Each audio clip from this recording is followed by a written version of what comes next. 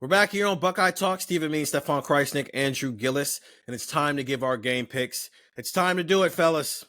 It's time to do the thing we've all been dreading for 10 days now, and it's time to pick a team, put it on wax, and live with it. Ohio State, Oregon on Wednesday in the Rose Bowl to stamp a ticket to the college football playoff semifinal game in the Cotton Bowl. They'll play the winner between Texas and Arizona in that game. Ohio State currently favored at 2.5 points as we do this recording with an over-under of 55.5. Andrew, we're going to let you go first.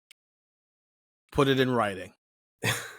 So I had a really good bit in mind where I was going to pull out like a quarter or something and flip it, because I have gone back and forth so many times with trying to figure out who's going to win this game. I genuinely have no idea. I went through the Tennessee game. I was like, oh, it's Ohio State. And then I went to Oregon and I was Ohio State back. And now it's been so back and forth. And right now I'm picking Oregon. I think Oregon wins 30-28. I think we are in for another massively close football game. I think we are in for an instant classic. I don't think we're going to be in for what Tez Johnson said was going to be game of the century. I don't know if we're going to throw it up there with like 05 Texas USC or like 93 Notre Dame Florida State. Like, I don't think we're in that category yet, but it's going to be a really good football game, I think. I would not be surprised if either one of these teams wins this game, but I just think Oregon has a little bit of something that Ohio State might not be able to handle. And I said this after the game in October. You could fix the secondary, and I think Ohio State can, and you can fix the pass rush, and you can blitz more, and you can do those things, and Ohio State has.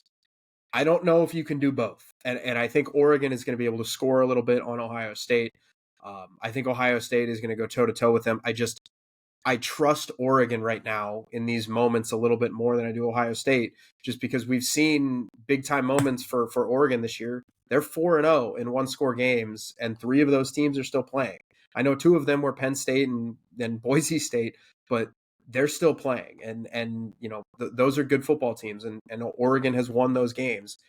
Ohio State, we've seen up and down. Big games, they've looked really good against, Tennessee. They've looked good against Indiana. They've looked okay against Penn State. They've looked awful against Michigan. Like, we just haven't had that consistency that you would like to see from Ohio State. And that has, all in all, led me to Oregon. I think Oregon takes it by 2 points. But again, this is a game that can go either way. And, it would not surprise me if Ohio State won. I just think right now I'm taking Oregon. You're taking the over with that. Stefan, I'm going last. What's your game score? Yeah, I'm going with Ohio State. I said before the season that Ohio State was going to go 11-1 with a loss at Oregon. Said they were going to win the Big Ten. I said they were going to win the national title. I was wrong in the sense that they lost to Michigan and they did not make the Big Ten championship. But I had been saying all along that this is an Ohio State team that can win a national championship. And when we did our predictions before the playoff, I stuck with that. I had them beating Oregon here in the second round, and I'm going to stay true to my prediction. Have Ohio State winning 35-31. I think this is going to be a high-scoring contest, but I trust Ohio State's defense more right now to get a stop late in the game. I think this is a unit that's playing some of its best football of the season. I think the defensive ends are starting to create the havoc that we expected. I expect the corners to be much improved, specifically Denzel Burke from the last time they played this Oregon team. I do have trust in Ohio State to be able to win this game. Oregon's an outstanding team, and I think, frankly, it's crap that they have to play Ohio State in the second round as the 1 seed, as the undefeated team. But I think that Ohio State right now, after that Tennessee game, showed me that the Michigan thing is a Michigan thing, but outside of playing that team, they're just fine, and they can beat anyone in the country. And I have them winning this game. So I have them covering barely. Last I saw, the spread was at like 3. I think that's what we're taking it at right here, Steven. And I think that hits the over as well. I agree with Andrew. I think this is going to be an instant classic. It's going to be one of the Rose Bowl games that's going to be remembered for a while because it is the first one that's being used in this new college football playoff format. I think that's part of why it's going to be remembered the way it's going to be remembered, but also the pageantry of having a Big Ten power and a Pac-12 power. And now they're both in the Big Ten now, but we still kind of get a sense of tradition with this game. It's going to be an awesome environment, an awesome game, and I think Ohio State fans are going to walk out happy.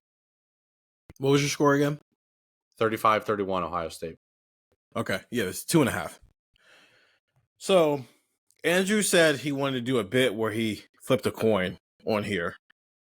And I'm not going to flip a coin on here, but I am. If you're watching this on YouTube, this video is going up on a little before December 31st. But if you're listening to the pod, you're listening to this pod on December 31st. If you're watching the video, here's the coin. This is 100 yen. It's a 100 yen coin. I went to Japan earlier this year, the week before the Oregon game, and this has just been in my wallet. It's a souvenir, but it's this right now. And I have flipped it like 4 or 5 times in the past day and a half, going back and forth. My score is set. My score is 38-34.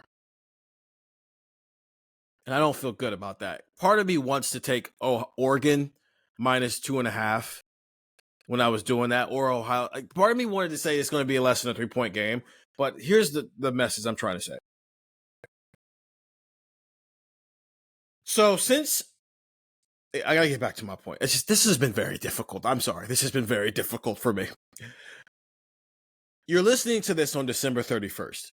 Literally 2 years ago to the day, I was in Atlanta and I watched Ohio State lose to Georgia 42-41 on a game that literally came down to a missed field goal. There were a lot of other things that happened throughout the game, but the point of the matter is Ohio State had a chance to win the game with a game-winning field goal, and Noah Ruggles could not make that field goal. And since that game, in the 24 months since that game, there is only 2 other teams who have scored more than 17 points on Ohio State's defense. And it's Michigan last year, and it's Oregon this year. So the last 3 teams to score more than 17 points on Ohio State won the national championship. I didn't know that until after I had decided on like Thursday of last week that my score was going to be 38-34. Well, then, if I think Ohio State's going to win the national championship, but also the last 2 teams to score more than 17 points on Ohio State won the national championship, and I'm saying I would give Oregon, whether win or lose, at least 34 points, then that doesn't make sense. You're seeing why this was so difficult for me. You see how you're looking at me with that confused face? That's been my face, because every football reason tells me I think I should pick Ohio State to win this game.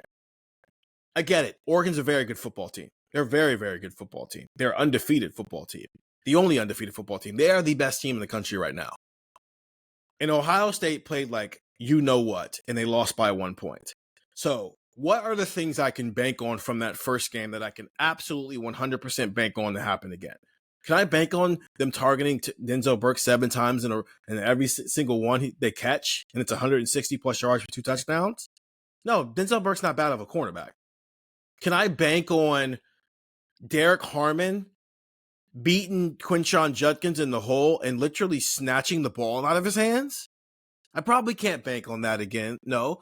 Can I bank on Jeremiah Smith getting a key offensive pass interference call at a key moment in the game? Probably not, because it's his only one of the season. Everything that happened in that Oregon game that went so awry on both ends, because even on Oregon side, they had the bad snap to why it was 7-6. There were things that are so unique to that game that you can't bank on them to happen again in this game. That means other weird things are going to happen in this game. But that's how football games go. So I started out at 38-34 as I was flipping my coin back and forth with who was going to win the game. And then I put all these things on paper and I thought about it for day after day after day. Both of you took the over at 55.5. That seems high. It shouldn't seem high for a playoff game, but it seems high. My score is 24-20. Ohio State wins this game. And it simply comes down to, okay, what if your NFL players actually played like it? I can take away 14 points from the first game very easily if Denzel Burke doesn't get beat worse than he's ever been beat before. Okay, those are those points. There's points I can take away from Ohio State if Oregon doesn't make mistakes. Okay, so that's at least 10 points right there. And so then it became a conversation for me, okay, who I think is going to win the game. And I'm choosing Ohio State simply because of this. I think Will Howard's good enough to go out there and win this game. I think Jeremiah Smith is the most unstoppable weapon, not named Ashton Jeanty in college football right now. I think Dylan Gabriel is fine, but I think that if they tie neck and neck and Ohio State's defense plays better, I think that's an Ohio State win. I think Dylan Gabriel, and we said this before the first game, Dylan Gabriel has to outplay Will Howard. I don't necessarily feel the same way about Will Howard having to play Dylan Gabriel, and this is going very long, so I'll wrap with this. Here's the reason I'm picking Ohio State. Because it's hard to beat a team twice, especially when you beat that team by 1 point at home in a game that came down to a final drive that was decided by a wishy-washy penalty and whether or not Will Howard got down in time. So I'm picking the Buckeyes, and I don't feel good about it.